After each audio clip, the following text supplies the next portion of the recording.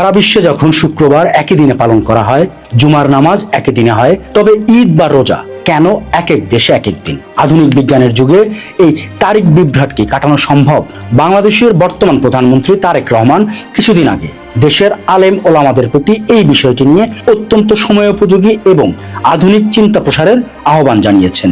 গত রমজানে রাজধানীর এক ইফতার মাহফিলে তিনি প্রশ্ন তুলেছিলেন, বিজ্ঞানের এই যুগে খ্রিস্টান সম্প্রদায় যদি সারা বিশ্বে একই দিনে বড়দিন উদযাপন করতে পারে, তবে মুসলিম উম্মাহ কেন একই দিনে রোজা ও ঈদ পালন করতে পারবে না? প্রধানমন্ত্রী তারেক রহমানের এই দূরদর্শী ভাবনা মূলত মুসলিম বিশ্বের ঐক্য এবং আধুনিক জ্যোতির্বিজ্ঞানের সমন্বয়ে একটি সাহসী পদক্ষেপ।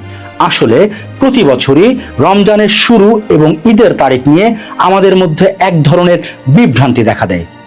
এক দেশে ঈদ হলে অন্য দেশে তখনও রোজা চলে। অনেক সময় তো 3 থেকে 4 দিনের ব্যবধান তৈরি হয়। ধরুন, আপনি বাংলাদেশ থেকে 28টি রোজা রেখে বিমানে সৌদি আরব গেলেন, সেখানে গিয়ে দেখলেন ঈদের চাঁদ দেখা গেছে এবং পরদিন ঈদ। তখন আপনার রোজা হলো মাত্র 28টি, যা 30 বা 29 দিনের শরীয়তি নিয়মের বাইরে। আবার উল্টোটা হলে কাউকে হয়তো 32টা রোজা রাখতে হতে পারে। বর্তমান গ্লোবাল ভিলেজের যুগে এটি স্বাভাবিক ঘটনা। কোরআন ও হাদিস অনুযায়ী ঈদের দিন রোজা রাখা হারাম এবং রমজান মাসে রোজা না রাখা গুনাহের কাজ। কিন্তু যখন ভৌগোলিক পার্থক্যের কারণে এক দেশে ঈদ আরেক দেশে রোজা চলে, তখন অজান্তেই উম্মার একটি বড় অংশ এই বিধিনিষেধের কবলে পড়ে। যেমন প্রায়ই দেখা যায়, সৌদি আরবে যখন ঈদ হচ্ছে, বাংলাদেশে তখনও অনেকেই রোজা রাখছেন।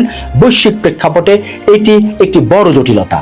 আবার নরওয়ে, ফিনল্যান্ড বা সুইডেনের মতো দেশগুলোতে বছরের নির্দিষ্ট সময় সূর্য অস্ত যায় না বা দীর্ঘ সময় চাঁদ দেখা যায় না।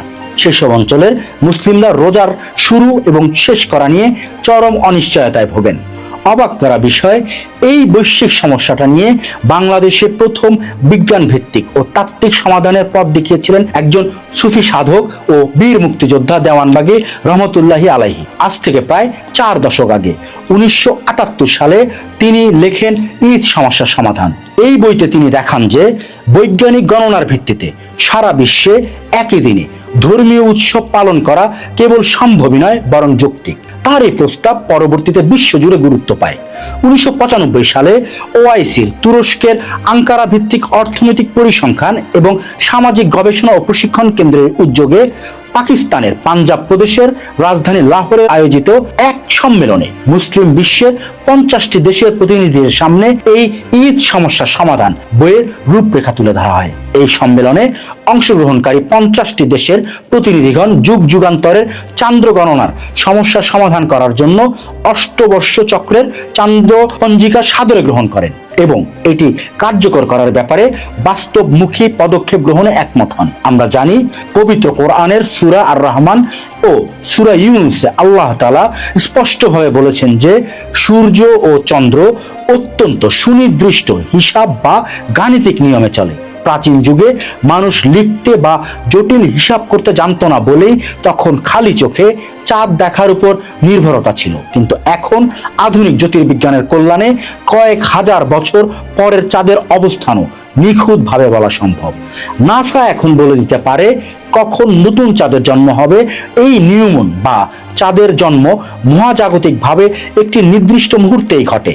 বিশ্বখ্যাত ইসলামী স্কলার ডক্টর ইউসুফ আল কারাজাভি কিংবা আল আজহারের গ্র্যান্ড ইমামরা এখন বৈজ্ঞানিক গণনা ব্যবহারের পক্ষে মত দিচ্ছেন। তাদের মতে জুমার নামাজ যেমন সারা বিশ্বে সময়ের ব্যবধানে হলেও একই দিনে অর্থাৎ শুক্রবার পালিত হয়, তেমনি রোজা বা ঈদের ক্ষেত্রেও একই তারিখ অনুসরণ করা উচিত। পৃথিবী তার অক্ষের উপর আবর্তন করলেও তারিখ বা দিনের পরিবর্তন হয় না।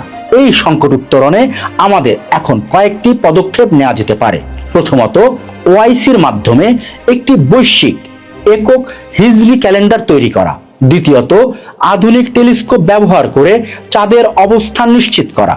আর যতক্ষণ পর্যন্ত সার্বজনীন কোনো ঐক্য না হয়, ততক্ষণ পর্যন্ত মক্কা বা সৌদি আরবের তারিখের সাথে মিল রেখে বৈশ্বিক রোজা ও ঈদ শুরু। প্রধানমন্ত্রী তারেক রহমানের আহ্বান কিংবা ইজিপশিয়ান স্কলার ডক্টর ইউসুফ আল কারাজাভির গবেষণা কিংবা বাংলাদেশের সুফি সম্রাট দেওয়ানবাগীর পর্যালোচনা এসে এক বিন্দুতে মিলেছে।